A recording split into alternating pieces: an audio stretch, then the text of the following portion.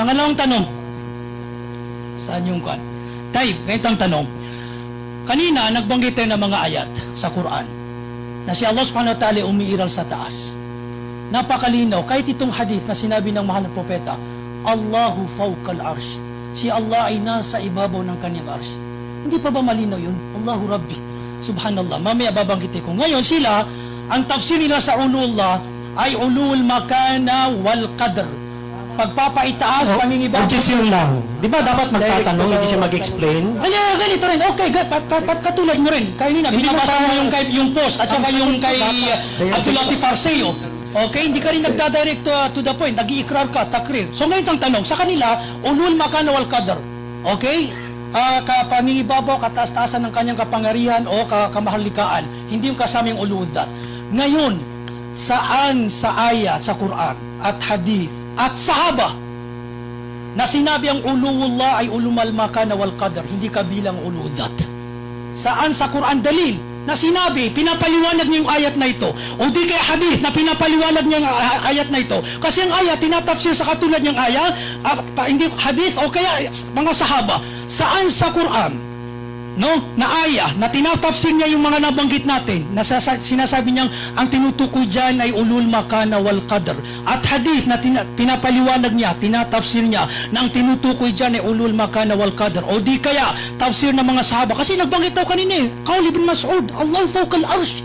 Okay. Saan? Na ang tinutukoy dyan ay ulul makana wal qadr. Dalil po mula sa Quran at Sunnah at ng sahaba.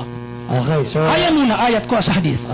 ang hinihingi pong kasagutan ay dalil daw doon sa pangingibabaw ng kaharian, kapangyarihan ni Allah doon sa ibabaw ng arsh, hindi kasama yung kanyang dat. So sasagutin po ng ating Binigyan mo kasi ng kwan na ustad, no? Kasi pag sinabi natin al-aslu fil kalam hakika, okay? Pag sinabi si Allah, sinabi niya, mang fis sama si Allah, nasa taas, Allah fawqal arsh, nasasag na si Allah, that niya, mismo Allah. Okay? Ngayon, sa tinafsir mo, ginamitan mo ng majaz, okay? Na ulul makana wal qadr. Saan yung dalil mo sa Quran hadith? Na pinapaliwanag na yan ay ulul makana wal qadr, hindi kasamang uludat. Kasi napakalinaw yung mga binasa nating ayat Sige po, sasagot na po si Sheikh Mahdi. Mga magulang at mga kapatid, mayroon pa bang makakapanguna sa mga mufassirin sa pag-unawa sa Quran? O unahan ba natin ang mga mufassirin? Mga magulang at mga kapatid, itong paniniwala niya na kapag kasinabing nasa taas ay automatic na kasama ang zat ni Allah subhanahu wa ta'ala, ito ay sarili niyang paniniwala. Sarili niyang paniniwala yan. Mauunawaan natin ang Quran sa pamagitan ng pagpapaliwanag ng mga taong binigyan ng Allah ng authority o kaalaman sa pagpapaliwanag sa kahulugan ng Quran. Kaya ang mga mufassirin ang makakapagsabi kung ano itong uluullah, kasama ba ang hakika na ang Allah, ayon sa inyong paniniwala, katawan niya ay nasa taas, yun ba ang tunay na kahulugan noon? Hindi. Dapat nating tumingin sa tafsir. So ito ipapakita ko sa inyo mga kapatid. Kanina sinasabi niya kung gaano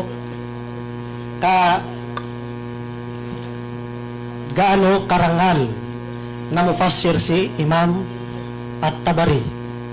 Imam At-Tabari, Amirul Mu'minin fi tafsir. So siya ang nagsabi. Fasabi niya, fakadhalika faqul alaiha uluwa mulkin wa sultanin la uluwa intiqalin wa zawal. So ito napakalinaw dito. Sabi ni Imam Tabari, ang uluwullah, sabi niya, ay ang pangingibabaw ng kanyang mulk, kanyang kaharian. At ito ang pangingibabaw ng kanyang saltana, ang kanyang, kapangyarihan. So ito ay aking pinaniniwalaan at bahala kayo kung saan kayo maniniwala. Kay Imam At-Tabari o kay Ustad Nasruddin.